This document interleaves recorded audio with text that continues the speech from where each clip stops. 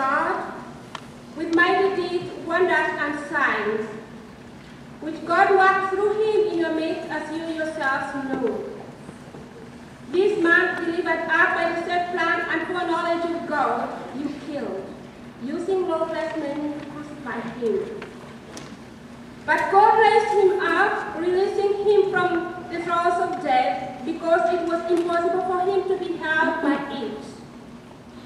For David says of him, I saw the Lord ever before me, with him at my right hand I shall not be disturbed.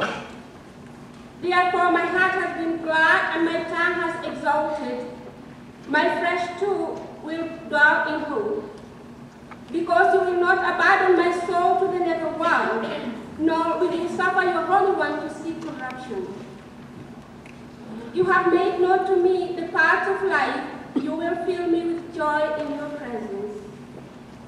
My brothers, one can confidently say to you about the patriarch David that he died and was buried, and his tomb is in our midst to this day.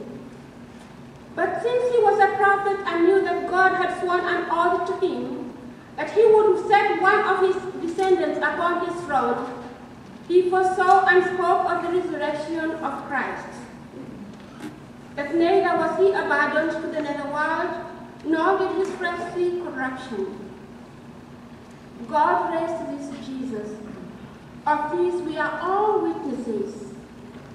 Exalted at the right hand of God, he received the promise of the Holy Spirit from the Father and poured him forth as you see and hear. The word of the Lord. Thanks be to God.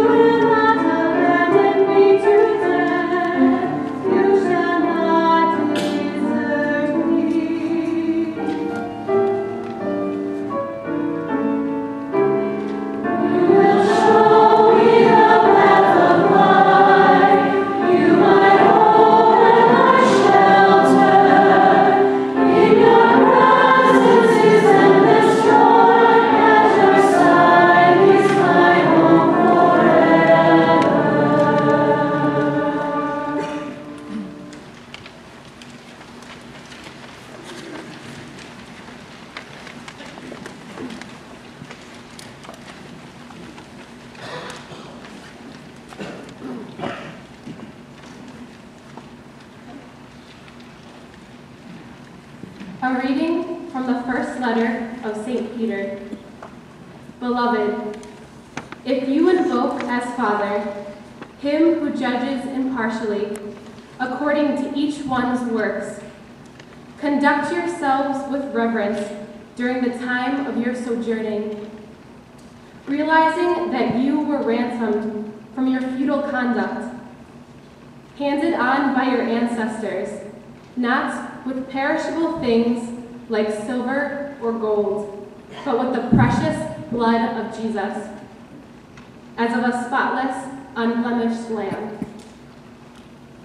He was known before the foundation of the world, but revealed in the final time for you, who through him believe in God, who raised him from the dead and gave him glory, so that your faith and hope are in God. The word of the Lord. Thanks be to God.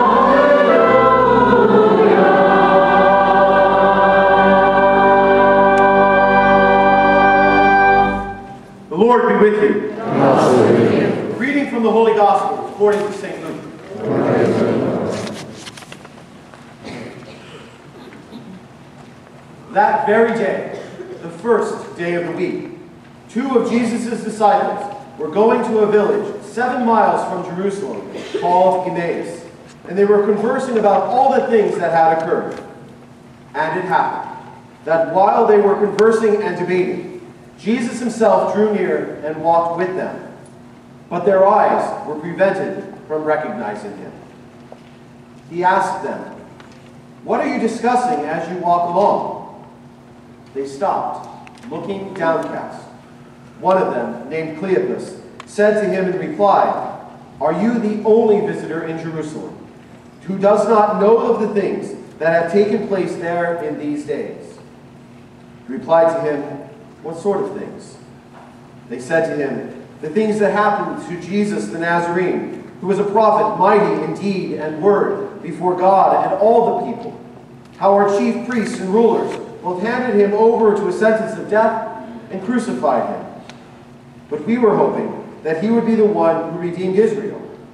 And beside all this, it is now the 3rd day since this took place. Some women from our group, however, have astounded us. They were at the tomb earlier in the morning and did not find his body. They came back and reported that they had indeed seen a vision of angels who announced that he is alive."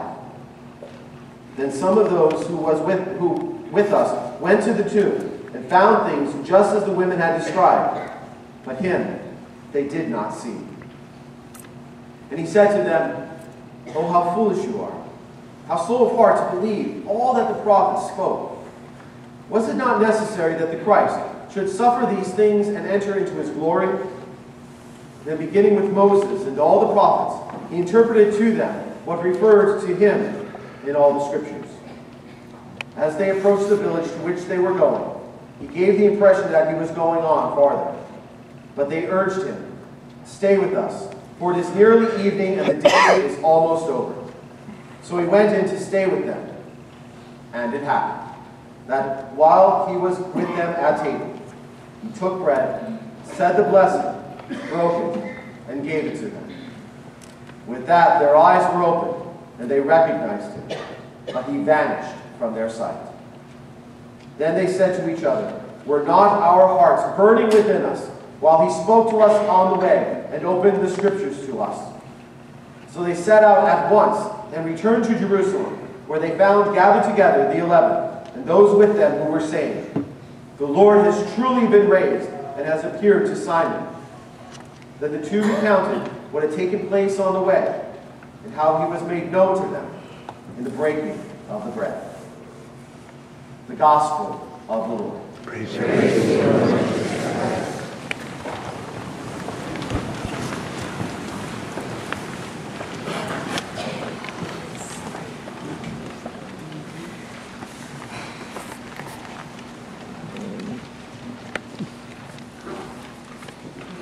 There's a small book that we may not have read in college, but you might have read sometime in your life. And I can't remember things very well because I'm getting old, so I wrote it down. The name of the book is Love You Forever, and the author is Robert Munch. And in that book, it's a journey of a young boy growing up and his relationship with his mother. And as we think back on our journey, as we look back at our journey that leads us to this point, we can sometimes recognize a couple people who were with us throughout that entire journey. For myself, and maybe for you, that was your mom, especially as we approach Mother's Day tomorrow. And there was a phrase in that book that is repeated over and over and over. And that is, "This kid drives me crazy." But there's a better one. And that is, "I love you forever. I like you for always. As long as I'm living, my baby you'll be." Now when you think about that journey that started way back when, that leads us to this point, I'm not going to go through it all. I just want to start at the most interesting parts. Like, remember that time when you knew it all as a teenager? That no matter what was told you, I know. Why are you pestering me? Or that time when, all of a sudden, they kind of knew better, or you knew better for whatever reason. I remember that one time when I got into my teenage years and I walked up to my mom and I was upset with what she had a decision concerning my behavior because it wasn't quite proper. And she still gets upset by that, but beyond that point, I said, "Well, fine, I'll move out." And she goes, "Okay." And I'm like, okay. So I walk off and I grab my backpack and I pack underwear and a toothbrush because that's all you really need. And I walk to the door. And as I walked out and I wandered around and asked people if I could stay with them, they shut the door and didn't go home. And then when I walked home and I sat there out of stubbornness until my mom came out and said, "Oh, hi, how are you? Welcome. It's great seeing you. You want to live here?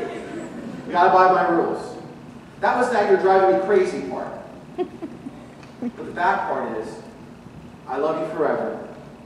I like you for always. As long as I'm living, my baby you'll be." Well, then there was college. We're out of the roof. We're out from under it all. And all's fantastic. Those bills, who knows where they go, but I get to stay in college. It's great here. Yeah, the RAs and the resident directors, and there's certain rules and all this other stuff I have to follow. But other than that, I have my independence now. So now I go off on my own. I get to do what I want to do. I get to major in what I want to major. I get to explore what I want to explore. Now we come to graduation. It's exciting times. There's a lot of stuff going on throughout the week. Everything's happening. And then all of a sudden, tomorrow, when Sunday hits, where do we find ourselves? Well, maybe on that stoop, sitting there, with our parents walking us and saying, "Are you coming in the house and staying with us for a little while?" And we may look up and we say, "Yeah, but I know better now, because I went to college." And they're like, "Yeah, but you're coming home for a short period of time."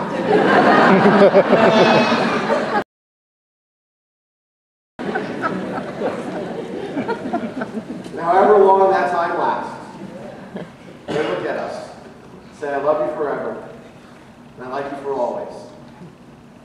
And as long as I'm living, my baby you'll be." And then the first job, God knows where God will lead us from this point forward. But wherever that leads, wherever we may go, that promise is always there. That we always have a home. That we always have a place where we can call home. And that is what happened in the gospel today. Here are these two individuals, these two students, disciples, who come before and left it all behind and followed Jesus. And as they followed him, all of a sudden, something changed. Something shifted. And they didn't know where to go. So they decided to leave Jerusalem and just travel somewhere, 7 miles, wherever that may be, to a town of Emmaus. And as they traveled and didn't know where to go, God walked with them. And even though they didn't see him, even though they didn't know him, God walked with them and continued to help them understand maybe the pain that they're going through, the absence that they might be feeling, the confusion that might be circulating, or just the lack of not knowing where home is anymore. And as he walked along that journey with them, they got to the place of Emmaus, and they realized something. They realized not that it was Jesus, but there was a feeling there. There was an emotion there, where just felt like home. So they said, "Stay with us. We have no idea who you are, but stay with us." And what does he do? He opens the door. He breaks the bread, offers a blessing, and they recognize it. And he's gone. I love you forever. I like you for always. As long as I'm living, my baby you'll be. And when they experienced that love, when they experienced that home, they immediately had to go off and tell people about it. They immediately had to say that feeling of love, that feeling of security, that feeling of peace. They were able to share that with others. And as they shared that with others, they recognized that all the while their hearts were burning in them. Because even though they didn't know where home was, God was with them. Emmanuel. God is with them. And no matter what happens in their lives, whatever happens in our lives, God is with us. The breaking of the bread, in the proclamation of the Scriptures, in the presence of Christ in our world. God is always with us. Both St. Peter, in the Acts of the Apostles, as well as his letter, tells us of God's faithfulness. He will always pursue us. Because at all times, we are his children. He looks to us in all eternity and says, I love you forever. I like you for always. As long as I'm God, my children you will be. Now, I don't know if you've ever heard that book before, I Love You Forever, by Robert Munch. I don't know if you'll ever read it, pick it up one of these days. It's a simple read. It's in the kids section in the back of Barnes & Noble. Not philosophy here. But last Sunday, I was with a group of students late at night. For whatever reason, that group of students get together late at night on a Sunday night, maybe to pray, or maybe not. But as we were driving on a bus, there was a song that they kept on singing, except for the last stop when we were coming back to Marywood and then everybody was sleeping. And that song was done by the Supremes a number of years ago. You probably all know it. So when you think back on your graduation day, when you think back on that moment when all of a sudden we're looking forward to that master's degree, that bachelor's degree, that doctorate degree, and that next step, and you're wondering, what am I supposed to be doing now? What happens now? That I turned the tassel? That I moved home? That I moved off on my own? What do I do? Think back on this song. And whenever you hear it on the radio, remember us here in Marywood. Because there ain't no mountain high, ain't no valley low, ain't no river wide enough, baby. When you hear me call me, no matter where you are, no matter how far. 'Cause baby, there ain't no mountain high enough, ain't no valley